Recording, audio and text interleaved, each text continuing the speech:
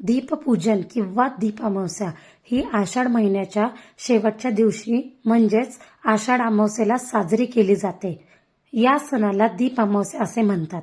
दीपामावस्या म्हणजे घरातील सर्व दिवे स्वच्छ धुवून त्याची मनोभावे पूजा केली जाते. श्रावण महिन्याच्या पवित्र आगमनापूर्वी हा सण साजरा केला जातो. श्रावण महिना सुरू होण्याच्या आदल्या दिवशी ही अमावस्या येते. या अमावस्येला दीपपूजनाला अधिक महत्त्व आहे. दीपपूजनाला अधिक महत्त्व असून ते भाग्यकारक मानलं जातं. या दिवशी स्नान, दान याला महत्त्व आहे. तर अमावस्या ही 11 ऑगस्ट रोजी रात्री 1:53 सुरू होणार आहे आणि अमावस्या तिथी 12 ऑगस्ट रोजी रात्री 11:06 संपेल. तर दीप अमावस्या ही 12 ऑगस्ट रोजी असणार आहे. तर या दिवशी घरातील पितळ, तांबे, चांदीचे सर्व दिवे स्वच्छ घासून पुसून चकचकीत करायचे आहेत. ईशान्य किंवा पूर्व दिशेला पाट किंवा चौरंग ठेवायचा आहे. त्यावर लाल किंवा पिवळं वस्त्र अंथरायचं आहे. पाटाभोवती सुंदर अशी रंगीबेरंगी रांगोळी काढायची आहे आणि दिवे स्वच्छ आधीच आपण घासून घेतलेले असतात. तर त्याला डायरेक्ट न ठेवता तांदळाचं आसन द्यायचं आहे. तांदळावर हळदी कुंकू व्हायचं आहे आणि मग प्रत्येक समया किंवा दिवा ठेवायचा आहे. या दिवशी कणकेचे दिवे सुद्धा बनवले जातात. प्रत्येक समयीला दिव्याला हळदी कुंकू अर्पण करायचं आहे. आधुनिक जगामध्ये विजेच्या दिव्याचे हजारो प्रकार असूनही देवासमोर आपण तेलाचा किंवा तुपाचा दिवा लावतो.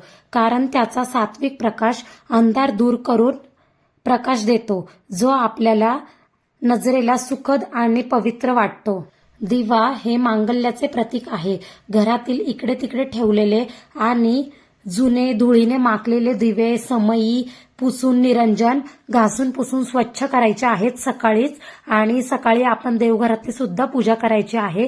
कुठलीही पूजा करताना आपण गणपतीच्या साक्षीने पूजा करत असतो, त्यामुळे गणपती पूजन प्रथम करायचं आहे. तर मी इथे सकाळीच पूजा करताना गणपती पूजन केलं होतं, त्यामुळे मी इथे दाखवलं नाहीये. जर तुम्ही नसेल केलं तर इथे छोटंसं गणपती पूजन करूनच मग आपल्याला ही पूजा करायची आहे. प्रत्येक समयीला किंवा दिव्याला आपल्याला दुर्वा आणि आघाडा व्हायचा आहे. समयीमध्ये वात ही जोडवात असावी. त्याच्या मागचं सुद्धा उद्दिष्ट मी तुम्हाला सांगतच आहे. कधीही दिव्यामध्ये जोडवात असावी. आपण दुर्वा आणि आघाडा अर्पण केल्यानंतर वस्त्रमाळ सुद्धा अर्पण करायची आहे. तुम्ही सगळ्या दिव्यांना वस्त्रमाळ बनवू शकता किंवा एकही वस्त्रमाळ बनवली तरी चालते. त्यानंतर पुष्प अर्पण करायचं आहे. जे कणकेचे दिवे बनवलेत त्याने आपल्याला या दिव्यांना ओवाळून घ्यायचं आहे. तर इथे बघा 5 किंवा 7 किंवा 9 असे दिवे बनवायचे आहेत कणकेचे. त्याच्यामध्ये सुद्धा मी जोड वाते टाकलेले आहेत आणि त्याला सुद्धा हळदी कुंकू पुष्प अर्पण करून घेतलेलं आहे. प्रत्येक दिव्यामध्ये ही जोडवात असावी, कारण जीवाशिवाच्या एकरूपतेचे अद्वैततेचे प्रतीक म्हणून जोडा सलामत राहावा म्हणून अशी याची कारणे आहेत खरं तर. त्यामुळे कधीही दिव्यामध्ये जोडवात असावी. आपल्या हिंदू परंपरेमध्ये दिवा हा प्रकाश, ज्ञान, शुद्धता आणि प्राणज्योतीचे प्रतीक मानले जाते. देवघरात दिवा लावणे म्हणजेच आपली आत्मिक ऊर्जा आणि श्रद्धा ही ईश्वराला समर्पित करणे होय. दिव्याच्या प्रकाशामुळे वाईट शक्ती नाहीशी होते, तसेच घरात सकारात्मक ऊर्जा आणि आनंद निर्माण करते. प्रत्येक शुभ कार्यामध्ये देवाची पूजा, आरती, वाढदिवसाचे औक्षण असो किंवा एखाद्या समारंभाची सुरुवात असो, दीप प्रज्वलनाने होते. त्यामुळे कणकेचे दिवे हे या दिवशी बनवण्याची प्रथा आहे. सर्व दिव्यांना पुष्प अर्पण केल्यानंतर आपल्याला इथे नैवेद्य दाखवायचा आहे. दुधाचा नैवेद्य दाखवायचा आहे. नैवेद्यामध्ये एक तुळशीचं पान असावं. इथे मी घेतलं नाहीये, पण तुम्ही घ्या, कारण इथे संध्याकाळची वेळ झाली होती म्हणून मी तुळशीचं पान तोडलं नाही, पण शक्यतो इथे हे करा. नैवेद्यम समर्पयामी 3 वेळा बोलत नैवेद्याला पाणी फिरवायचं आहे आणि नैवेद्य इथे ठेवून द्यायचा आहे.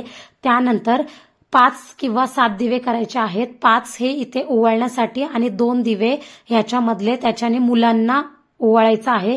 घरातील लहान मुले हे आपले वंशाचे दिवे असतात. मुलगा असो वा मुलगी हे आपले वंशाचा दिवा असतात. त्यामुळे इथे आपल्याला लहान मुलांचे औक्षण करायचे आहे.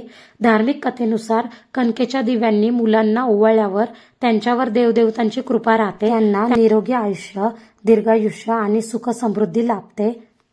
दिव्याला नमस्कार करताना आपल्याला म्हणायचं आहे, हे दीपा, तू सूर्यरूप अग्निरूप आहेस, तेजामध्ये तू उत्तम तेज आहे. माझ्या पूजेचा स्वीकार कर आणि माझ्या सर्व इच्छा अशी प्रार्थना करायची आहे. आणि शेवटी मंत्र म्हणायचा आहे, म्हणजे शुभम करोती कल्याणम आरोग्यम धनसंपदा शत्रुबुद्धी विनाशाय दीपज्योती नमस्ते. दिव्या दिव्या दीपोत्कार कानी कुंडल मोतीहार दिवा जळो देवापाशी उजेड पडो तुळशीपाशी. माझा नमस्कार सर्व देवांपाशी. बाहेर लक्ष्मी घरात येओ, घरची पीडा बाहेर जाओ, असा मंत्र म्हणायचा आहे. व्हिडिओ कसा वाटला कमेंट करून नक्की सांगा.